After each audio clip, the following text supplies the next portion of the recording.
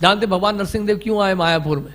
उससे पहले डाकू वहां पे आते रहते थे, आक्रमण करते रहते, लूटपाट करते थे, कई बार ईंटें उठा के ले जाना, कभी सामान उठा के ले जाना। एक बार आ गए बस वहां पर तो बस भयानक युद्ध हुआ। हमारे भक्तों ने भी काफी युद्ध किया, काफी लड़ाई हुई वहां पर। वो तो विग्रह को उठा के, राधारानी के साथ विग्रह ले गए थे उठा के, और वहां पर यहां तक हमारे जोन भक्ति राघव महाराज के पांव में गोली भी चली। नहीं, आक्रमण बड़ा भयानक हुआ था मायापुर में, जानते हैं ना आप। उसके बाद ही विचार किया गया कि भगवान नरसिंह देव को स्थापित किया जाए, और तब से आज तक बाल बांका नहीं हुआ जब से भगवान नरसिंह देव वहां मौजूद हैं। नरसिंह भगवान हमारे संकीर्तन आंदोलन की रक्षा कर रहे हैं पूरे पृथ्वी में। किसी की हिम्मत नहीं कि कोई भक्तों का कुछ बिगाड़ सके। तो इस तरह से विरोध होता है जब हम प्रचार करते हैं, तो बहुत सारे ऑब्जेक्शंस होते हैं, विरोध होता है। क्यों? जानते क्यों? क्योंकि आप एक बद्ध जीव को माया से निकाल रहे हो बाहर, और माया नहीं चाहेगी कि आप निकालो उसको। तो इस प्रकार का विरोध आएगा। जब भी आप कृष्ण भक्ति को अपनाओगे, आपके परिवार वाले, घर वाले, रिश्तेदार, मित्र, सबका आपको यही कन्विंस करेंगे, माया की फिलॉसफी देंगे आपको। माया की कोई फिलॉसफी नहीं है, लेकिन माया की फिलॉसफी यही है। वो यही बोलेंगे जो हो रहा है अच्छा हो रहा है, कल किसने देखा, तुम इतनी चिंता क्यों करते हो, यही वास्तव में गीता का सार है। क्यों जा रहे हो वहां पर भक्तों का संग करने के लिए? यहां सब कुछ तो है, हम भी तो घर में पूजा पाठ करते हैं। हम साल में एक बार जाते तो हैं जन्माष्टमी के दिन। तो इस तरह से रोका जाएगा आपको, नाना प्रकार से प्रलोभन दिया जाएगा, पूरा आक्रमण होगा आपके ऊपर, विषय विकारों का आक्रमण होगा, और पूरा प्रयास किया जाएगा। लेकिन क्या है, अगर आप स्ट्रांग रहे, मजबूत रहे, तो कोई भी नहीं रोक सकता। आप भक्ति करने से कोई रोक नहीं पाएगा। अब क्या है, प्रश्न ये उठता है इस श्लोक के अनुसार, यहां पे क्या लिखा है? यहां पे ये लिखा है कि बहुत बड़ा ऋण है, 3 ऋणों से मुक्त भी नहीं हुए हैं मेरे संतानें, जो है 3 ऋणों से मुक्त नहीं। कौन कौन से ऋण है बताइए? पितृगण, देवतागण, ऋषिगण। देवतागण, ऋषिगण, पितृगण। देवताओं से बहुत कुछ हम ले रहे हैं, देवताओं से, वायु देवता से वायु ले रहे हैं, अग्नि देवता से अग्नि ले रहे हैं, जल देवता से जल ले रहे हैं, है कि नहीं, इंद्र से वर्षा ले रहे हैं। ये देवतागण जो है भगवान के ही प्रतिनिधि तो हैं। ये देवतागण जो है हमारी जितनी भी आवश्यकता है उसको पूरा कर रहे हैं। बिल तो हम चुका नहीं रहे हैं, लेकिन फिर भी दे रहे हैं, ये उनकी कृपा है। बहुत कुछ हम लोग ले रहे हैं देवतागणों से, बहुत कुछ। और कलयुग में तो ले ही रहे हैं, सिर्फ दे कुछ नहीं रहे हैं, कोई दे नहीं रहा है, सब लेते जा रहे हैं, इकट्ठा करते जा रहे हैं, जमा करते जा रहे हैं। तो कितना बड़ा ऋण है, कितना बड़ा कर्जा है। और जब तक एक कर्जा बना रहेगा, पुनर्मुषिका भवा, बार बार संसार में जन्म लेना पड़ेगा उस ऋण को चुकाने के लिए। यही कर्म बंधन है। देवताओं से बहुत कुछ लेते हैं, प्रातःकाल सूर्य उदय हो रहा है, सूर्य अस्त हो रहा है, ये सब फ्री में मिल रहा है। याद रखिएगा एक चीज हमेशा, इस संसार में कोई चीज फ्री नहीं होती है, कोई भी चीज फ्री नहीं होती है।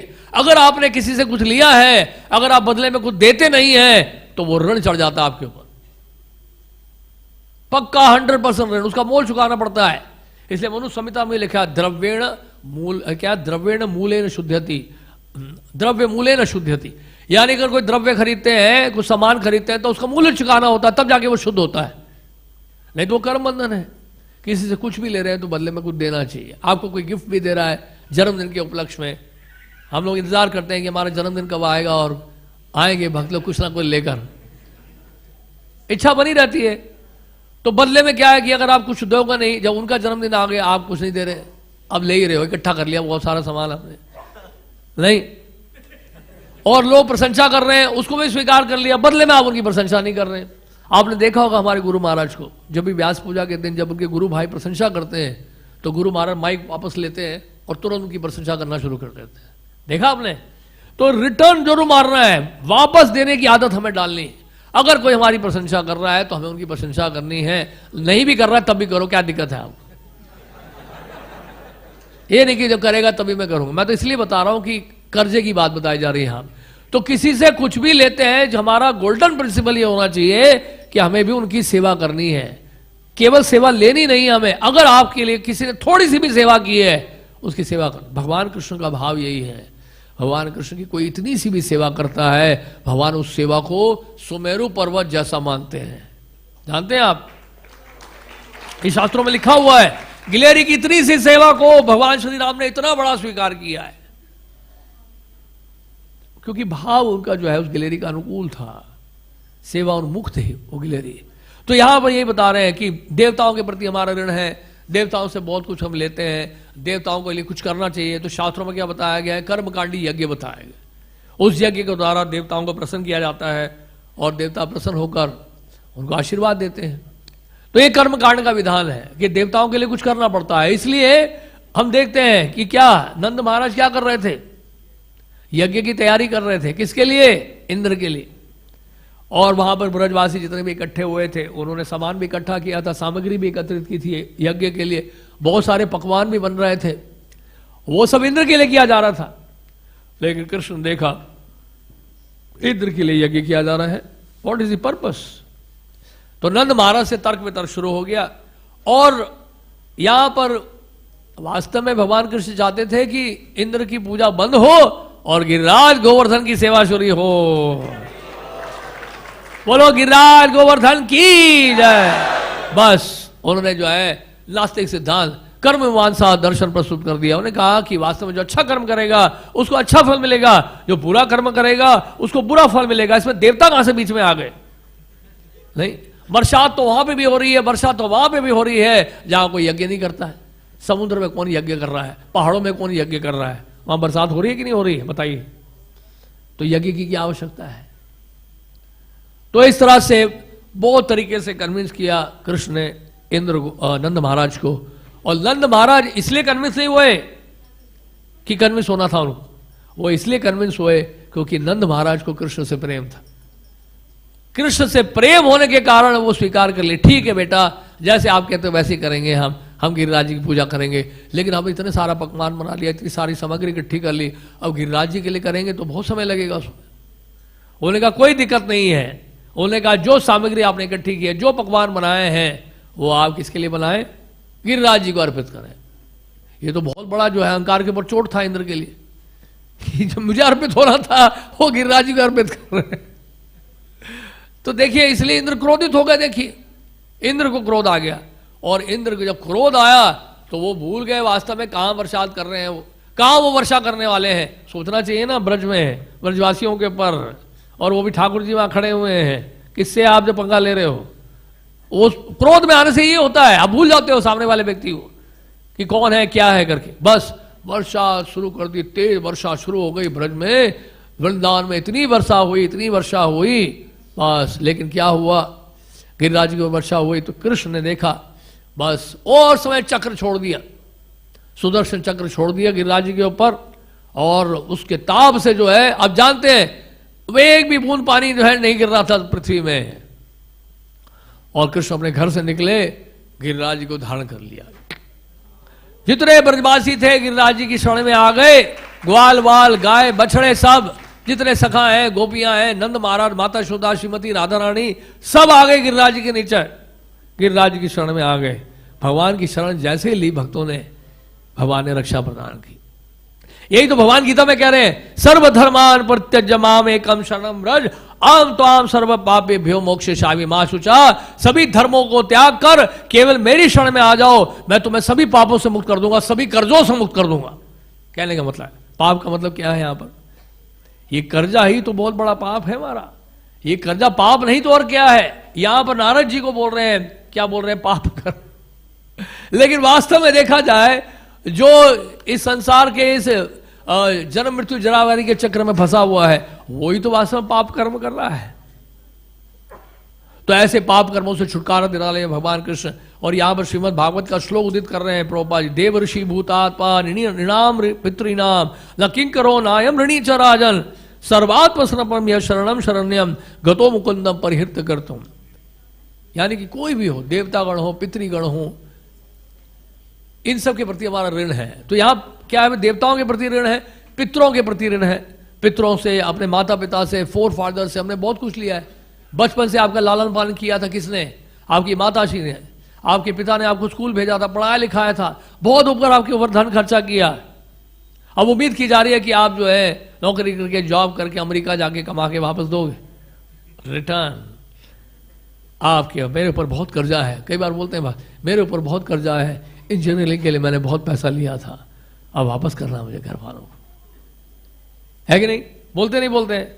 तो इसके लिए वो जॉब करता है, मेहनत करता है, अमेरिका जाता है, यूरोप जाता है, या नहीं भी जाता है तो भारत में जॉब करता है, तो इस तरह से कमाता है, घर वालों को रिटर्न करता है। नहीं, तो पितरों के प्रति और पूर्वजों के प्रति जिनसे हमने बहुत कुछ सीखा है, बहुत कुछ मिला है, उसको हम वापस देने का हम लोग क्या करते हैं? प्रयास करते हैं। और ये कोई देवतागण, पितृगण और ऋषिगण, और ऋषिगण के लिए क्या बोल रहे हैं यहां पर? क्या करना चाहिए ब्राह्मणों को? क्या करना चाहिए? विशेष रूप से उनको जो है ब्रह्मचर्य का पालन करना चाहिए, संतों के लिए। लेकिन यहां पर एक बात सुनिएगा बड़े ध्यान से, क्या बोल रहे हैं प्रजापति दक्ष?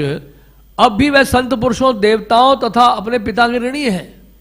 अरे संत पुरुषों के ऋणी है, संत तो सामने खड़े नारद जी, उनसे बड़े संत कौन है कि नहीं? नारद जी की बात सुन लेंगे तो सारे संतों का जो ऋण है वो चुक जाएगा, नो प्रॉब्लम, खत्म हो जाएगा सारा ऋण। नारद जी की बात सुन लेंगे तो उनका ऋण तो हो गया, चुकता हो गया।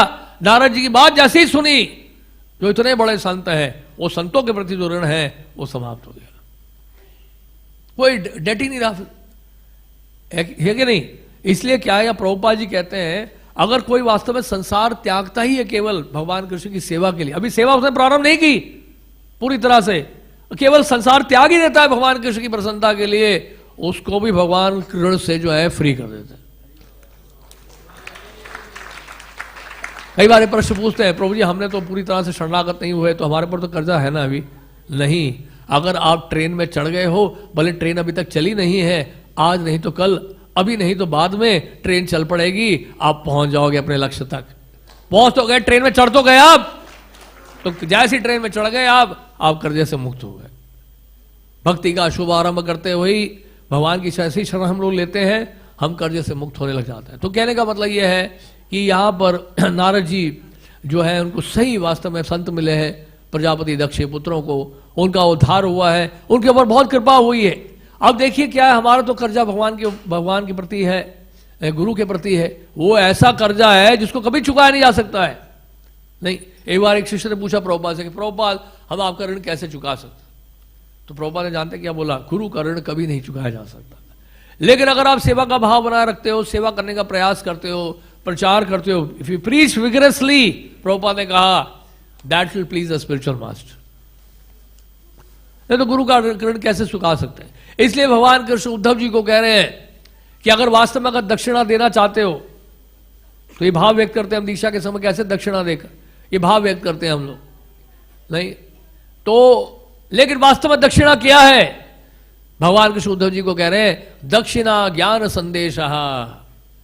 उत्तम कोटि की दक्षिणा क्या है? जो ज्ञान हमें मिला है, जो शिक्षा मिली है, जैसे नारद जी से शिक्षा मिली है, श्रीमद् भागवत से हमें शिक्षा मिली है, गुरुजनों से, वैष्णव से हम सीख रहे हैं, वो ज्ञान हम लोग आगे लोगों तक पहुंचाएं, यानी कि ग्रंथों का वितरण करें।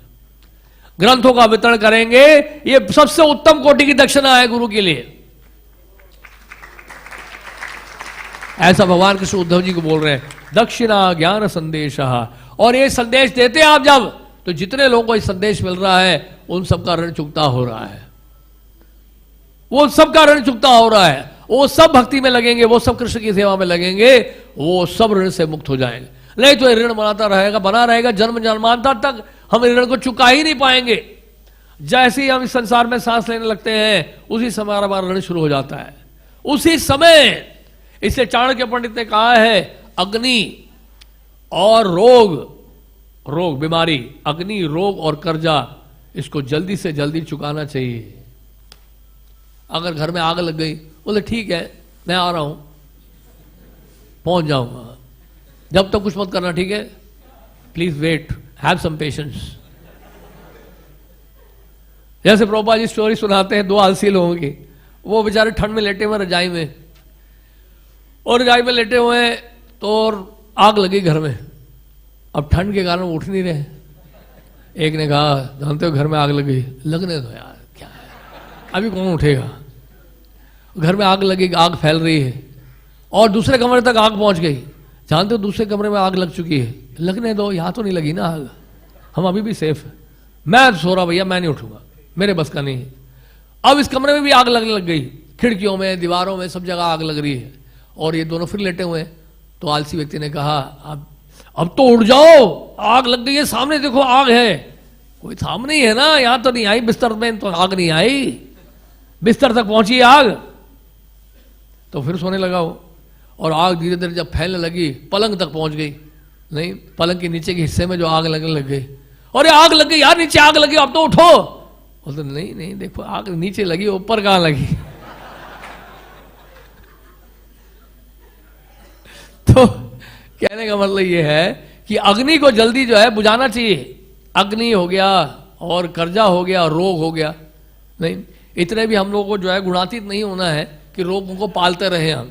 कई लोगों को आदत होती है रोग पालने की, तो चाणक्य पंडित ने कहा क्या है, जल्द से जल्द जो है रोग से मुक्त हो जाओ, दिखा दो भैया, नहीं तो बीमार लेटे रहोगे, कुछ नहीं होने वाला तुमसे, फिर जल्दी इलाज कराओ, स्वस्थ होके सेवा करो ठीक से, ये उद्देश्य है।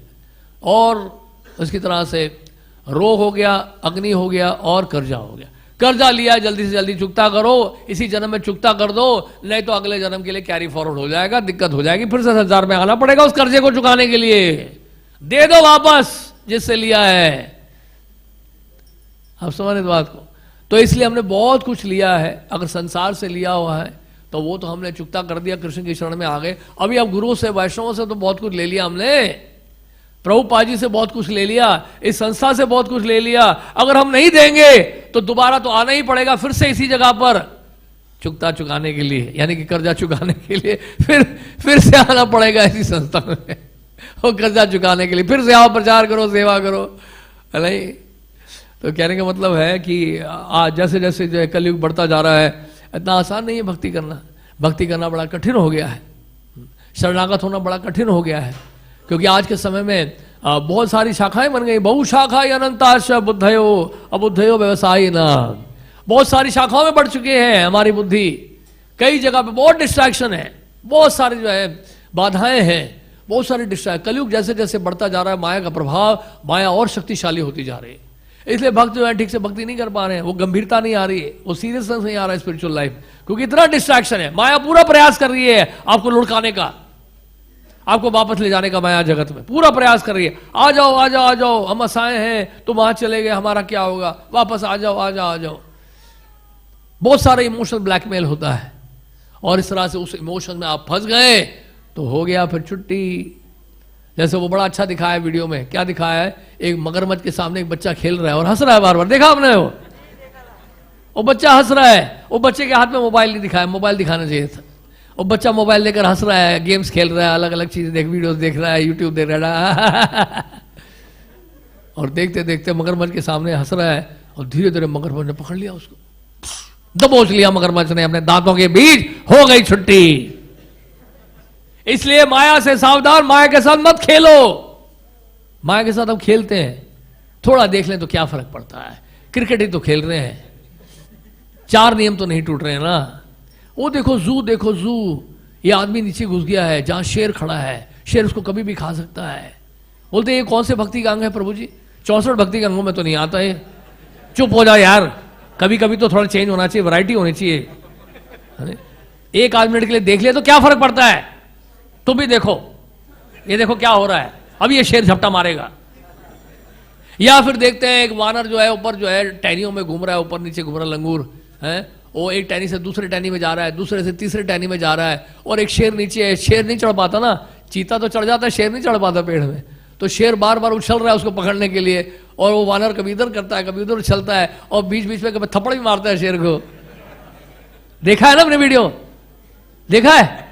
हाँ हाँ हाँ, देखो देखो, बहुत लोगों ने देखा है। तो यही सब देखते रहते हैं हमारे भक्त। बोलते प्रजलपात, प्रजलपात नहीं बोलते कि 4 नियम थोड़ा टूट रहा है इससे, लेकिन ये सब क्या है, प्रजल्पा है। इसलिए बताया सनातन गोस्वामी क्या कह रहे हैं, अवैष्णव मुखोदगिरनम पूतम हरि कथामृतम कथामृतम श्रवण नैव कर्तव्यम सर्वोच्चिष्ट यतापया। अरे अवैष्णव से हरि कथा भी नहीं सुननी चाहिए, जहर का काम करता है। और अवैष्णव से अगर माया कथा सुन लोगे तो वो तो हलाल बन जाएगा, केवल जहर नहीं, वो तो पोटाशियम साइनाइड है, वो इतना डेंजरस है। तो इसलिए विषय विकारों से बचना बहुत जरूरी है। भक्तों का संग बहुत जन्मों के बाद मिल रहा है, बहु नाम जन्म नाम अंते, बहुत जन्मों के बाद हमें भक्तों का संग मिल रहा है, इसको हमें गंवाना नहीं है, इस मौके को। इसलिए भटकिए मत, सावधान रहिए। नारद जी जैसे महाभागवतों का संग करें, श्रीमद् भागवत का श्रवण करें और अपने आप को बचाएं। नहीं तो बहुत दिक्कत है संसार में, कितना कर्जा चुकाना पड़ता है, इतना कुछ लेते लेते लेते। बचपन से क्या क्या ले रहे हैं हम लोग, नहीं बचपन से बहुत कुछ सीख रहे हैं, टीचर से सीख रहे हैं, पढ़ते हैं, शिक्षक हमें सिखा रहे हैं, उसके स्कूल का फीस भरते रहते हैं, एडमिशन फीस, डोनेशन, पता नहीं क्या क्या देना पड़ता है आजकल स्कूल में एडमिशन लेने के लिए। तो कई जगह पे हम लोग ले रहे हैं, बहुत कुछ ले रहे हैं, लेकिन हमें कभी विचार नहीं करता सामान्य व्यक्ति जो है कि हम बदले में कुछ देना भी है।